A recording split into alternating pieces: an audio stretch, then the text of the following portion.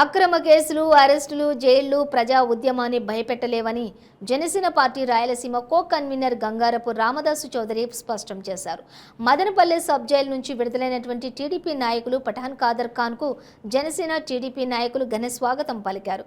ఈ కార్యక్రమంలో టీడీపీ నాయకులు Dommalapati SSV Raj, Junaid Akbari, RJ Venkatesh, SA Mastan, Sudhakar, Nagur Vali తదితరులు పాల్గొన్నారు. ఈ సందర్భంగా వారు మాట్లాడుతూ అంగళ్ళు, పొంగనూరు ప్రాంతాల్లో జరిగినటువంటి అల్లర్లకు సంబంధించి కేవలం టీడీపీ నాయకులపై హత్యాయత్నం కేసులు నమోదు చేయడం ప్రభుత్వానికి సిగ్గుచేటని అన్నారు.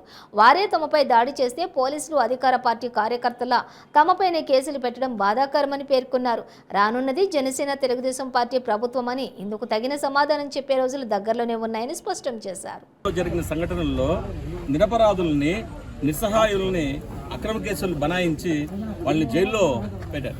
మీరు జైల్లో పెట్టి నిర్బంధించి వాళ్ళల్లో ఉండే ఆవేశాన్ని, ఆలోచనని అణిచివేయాలని చూసుకుంటే అది మీ మూర్ఖత్వం. రెట్టించిన ఉత్సాహంతో ఇప్పుడే తమ్ముడు పఠాన్ ఖాదర్ ఖాన్ చెప్పారు, ఇంతకుముందు 2000 ఓట్లు వేయించాలని చెప్పేసి నిర్ణయించుకున్నాను. వీళ్ళు చేసిన ఈ నిర్బంధానికి నాలో ఉన్న ఆవేశం, కసి ఇంకా పెరిగి 4000 ఓట్ల వరకు వేయించాలనే ప్రయత్నం చేస్తానన్నదంటే ప్రతి ఒక్క తెలుగుదేశం పార్టీ కార్యకర్త, తెలుగుదేశం పార్టీ నాయకుడు ఇదే రీతిని ఆలోచిస్తాను.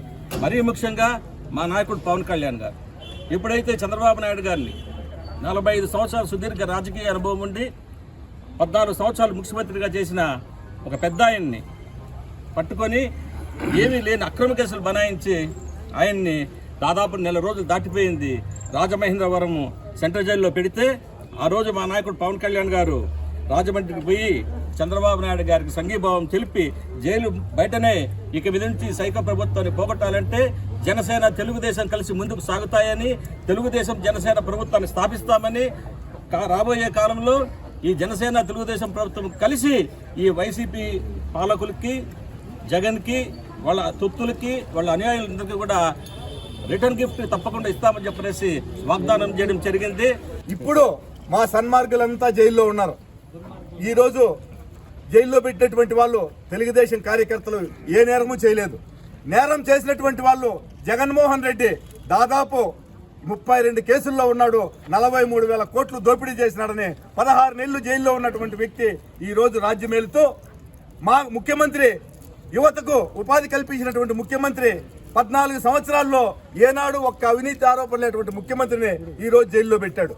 అదేవిధంగా ఎమ్మెల్సీ అనంతబాబు ఒక దళితుడిని హత్య చేస్తే ఊరేగింపుగా ఆయన తీసుకుపోయారు. ఈరోజు వివేకానంద రెడ్డి గారు ఎంపీ గారు హత్య జరిగితే హత్య చేసినటువంటి కడప ఎంపీ ఈరోజు బయట తిరుగుతున్నాడు. అతన్ని ప్రోత్సహించే ముఖ్యమంత్రి దర్జాగా తిరుగుతున్నాడు. ఈ విధంగా నేరస్తులంతా రాజ్యమేలుతూ ఈరోజు సన్మార్గులను జైల్లో పంపుతున్నారు. దీన్నంతా కూడా తెలుగుదేశం పార్టీ ఖండిస్తోంది.